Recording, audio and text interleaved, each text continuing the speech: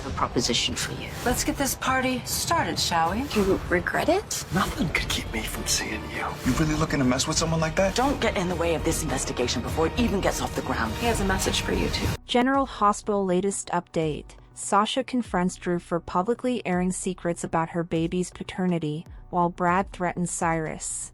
Willow faces a life-altering decision as Carly calls Drew out for his affair with Willow. Meanwhile, Jocelyn digs deeper into Cyrus's dark world. Who will come out on top? Hello everyone, welcome to my channel. I hope everyone is having a wonderful day. After watching these videos, please hit the subscribe button and give this video a thumbs up.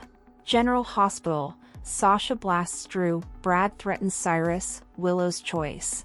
General Hospital spoilers for Wednesday, February 5th, reveal that Sasha Gilmore Corbin, Sophia Matson, will blast Drew Quartermaine, Cameron Matheson, over the public shaming he just did, while Brad Cooper, Perry Shin, threatens Cyrus Renaud, Jeff Kober, and Willow Corinthos. Caitlin McMullen makes a choice. First, Alexis Davis, Nancy Lee Grahn, Christina Corinthos Davis, Kate Monsey, and Molly Lansing Davis, Kristen Magneos, will have a strategy session, so we'll see if that involves justice for Sam McCall, Kelly Monaco, the Avery Corinthos, Ava and Grace Scarilla, custody case, or both. Rick Lansing, Rick Hurst, will eventually pop up and hope he's not interrupting anything, but it'll be obvious that he is. At some point on Wednesday's show, Christina will blurt out that something is a huge mistake, so a disagreement's going to break out sooner or later. As for Jocelyn Jacks, Eden McCoy, she'll plaster on a smile and suggest she's found just the person she's looking for. Anna Devane, Finola Hughes, warned Jocelyn to stay away from Turning Woods, but a return visit for more digging seems to be in Joss' future. Of course, Jack Brennan, Chris McKenna, is also counting on Jocelyn to find Cyrus's hideout, so we'll see how long it takes her to make that discovery. In the meantime, Nina Reeves, Cynthia Watrose, will assure Willow that she's exactly where she needs to be. Although Nina will think Willow should trust her instincts and stay at the gatehouse with the kids, Willow's perspective may change soon enough. At the Metro Court, Drew and Carly Spencer, Laura Wright, will continue their very public confrontation. Carly confronted Drew after finding his tie in the home Willow used to share with Michael Corinthos, Chad Duell, and wasn't happy about it. However, Drew heard about Cody Bell's, Josh Kelly, belief that Jason Morgan, Steve Burton, is father of Sasha's baby, so he just threw that news in Carly's face. Sasha will understandably be furious over Drew loudly telling everyone that Jason knocked her up, so she'll march over to shut him down. This is Sasha's life that Drew's talking about, so she'll blast him for refusing to mind his own business. As for the baby daddy situation, that'll put Sasha in a tight spot. Denying Jason is the father could raise more questions, so Sasha may just act like she doesn't owe Drew, Carly, or anyone else an explanation. Sasha definitely wants to keep Michael Corinthos, Chad Duell, name from becoming part of all this chaos, so she'll do her part to prevent that from happening. Later, Carly will open up to Lucas Jones, Van Hansis, who'll give her his opinion on something. Will Lucas urge Carly to butt out of all the Willow, Drew, Sasha and Jason drama, especially when there are more important things to worry about, like keeping Jocelyn out of trouble? As for Tracy Quartermaine, Jane Elliott, she'll be enraged over the Jason father shocker on Wednesday's episode. It'll give Tracy another reason to complain, but Sasha may once again argue that this private matter isn't anyone else's concern. After Brooklyn Quartermaine, Amanda Sutton, witnesses all the Metro Court mayhem, it looks like she'll pay Willow a visit and offer updates. Brooklyn will question what Willow was thinking and may argue that it was too risky to sleep with Drew on the property he was banned from. That could leave Willow wondering if she should rethink her living arrangements. General Hospital spoilers say Willow will make a significant choice on Wednesday's episode, so that could involve moving out of the gatehouse after all. At General Hospital, Brad will catch Cyrus roaming around despite the fact that Portia Robinson, Brooke Kerr, barred him from the premises. Although Brad will warn Cyrus to leave or else he's calling the cops, Cyrus will look rather menacing and may drop a veiled threat or two. Our predictions hint that Brad could get burned if he keeps playing with fire. Today's next update, Carly calls Drew out in public for sleeping with Willow, and he retaliates by dropping a bomb on her. Today on General Hospital, Jack and Carly return to Port Charles. Jordan works with Isaiah to try and take Jens down, and Liz and Lucky share a romantic moment. Carly and Jack, now played by Chris L. McKenna, are flying back to Port Charles on a private jet. She thanks him for offering her a ride back, and he says he's glad to repay the favor as she saved his life from Valentine. They make small talk and are interrupted when his assistant calls, asking when he gets back to Port Charles. He's expecting to land momentarily. She says there is something he needs to see. In the woods, Jack meets with his associate, and she shows him where Cyrus Renault's hideout is. It's a small cabin. Cyrus comes there every few days with a bag, but she hasn't been inside to see what's in there. She was waiting for him. Jack tells her to keep tailing Cyrus, and they can return here anytime. She thinks they should gather proof, but he says their job is not to do the PCPD's job for them. This project is about seeing if Joss can trail Cyrus here, and what action she takes. Anna calls Joss to her office, and she hopes Anna has found proof that Cyrus killed Dex. Anna says this is about Dex, but not Cyrus. She tells her about the two murders, Dex's and Sam, and only Joss was listed as a family member in his paperwork. That is why she is telling her this, just as she told Sam's family.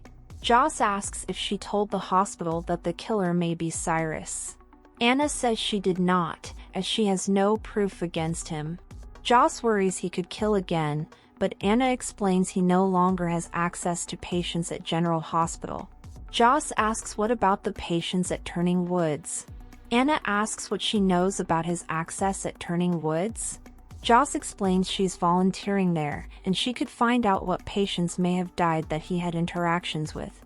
Anna says that would be interfering in an ongoing investigation, and she's not to go back there. Joss yells she doesn't work for her, so she can do whatever it takes to get justice for Dex. Anna says the more she gets involved, the more likely Cyrus will get away with it. Anna reiterates they have no proof against Cyrus, and now he knows he's being watched. Anna begs her not to get involved and to let the PCPD take it from here. Joss snaps, "Got it," and storms out. At the Quartermain gatehouse, Drew buttons his shirt and jokes his Navy SEAL training came in handy in jumping the fence to get in, but nothing would keep him from seeing Willow. He feels they shouldn't have to jump through these hoops to spend time together. Willow agrees, and says Brooklyn and Chase have been nice to her, but others are biting their tongues around her and dropping in unannounced. He thinks they are trying to catch her in the act. She doesn't want to step on toes and make things worse. She wants to make things work. This is the kids' home, they adore Monica, and this is something she can do for Michael. Willow says oddly the toughest person to deal with is Sasha, and it feels like she's constantly judging her. It's hard to believe they were friends. Drew says he probably should go, and they share a kiss before he sneaks out the back. However, he leaves his tie behind in between the couch cushions. Carly shows up later with gifts for the kids. Willow had no idea she was back. Carly says Jason is in Germany with Michael, and she came back to check on things. Carly says Michael wants the kids to know he loves them, and he wanted her to tell Willow thank you. Willow invites her to stay for tea and goes to make some. Carly sits down and finds Drew's tie and can't believe it. When Willow returns, she finds Carly is gone. She calls the clinic in Germany and asks them to relay a message to Michael. She says his kids love him, miss him, and can't wait for him to come home. Cody drops by Selena's office to make a payment on the money he still owes her. Before he leaves, she offers him a proposition. She says she has met someone who wants a high-stakes poker game, and she wants him to play in the game with house money. She also says she'll cancel his debt. Cody says he needs to think about the offer. She tells him not to take too long. Cody takes off. Later, Drew arrives at Selena's office for an official meeting. She asks what this is about. Drew explains he knows she was previously associated with Curtis, and he'd like to know more about her relationship with him and how it involved the Savoy. Selena says she could provide him with information for something in return. Suddenly, Cody bursts in, tells Selena he can't take her offer, and is officially out of the gambling business. He's surprised to see Drew talking business with Selena, and says this confirms exactly who he thought he was. Selena tells him to leave, and Cody wonders if Drew lost a bet to Ms. Wu. Drew says he's meeting with Ms. Wu because she is a constituent, but Cody doubts that. He tells Drew he's just like his brother, who knocked up Sasha. Selena again screams at Cody to leave. Selena's bodyguard shows up and drags Cody out. At Liz's place, Lucky tells her that he stopped Jason from killing Sidwell, and he's not sure if he regrets it now. He knew letting Jason kill Sidwell would have been for revenge, a burden he didn't want to carry. Liz asks what it would have been revenge for.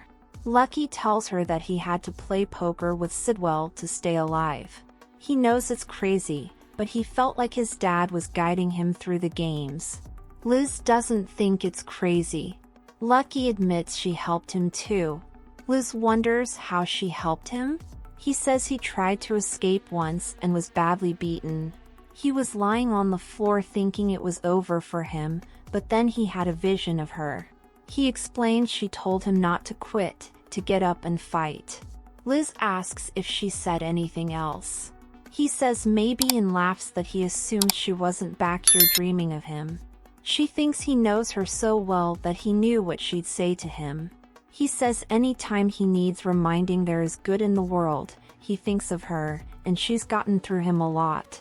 She tells him she's just a regular person and has flaws like anyone else. She can't be anyone's angel.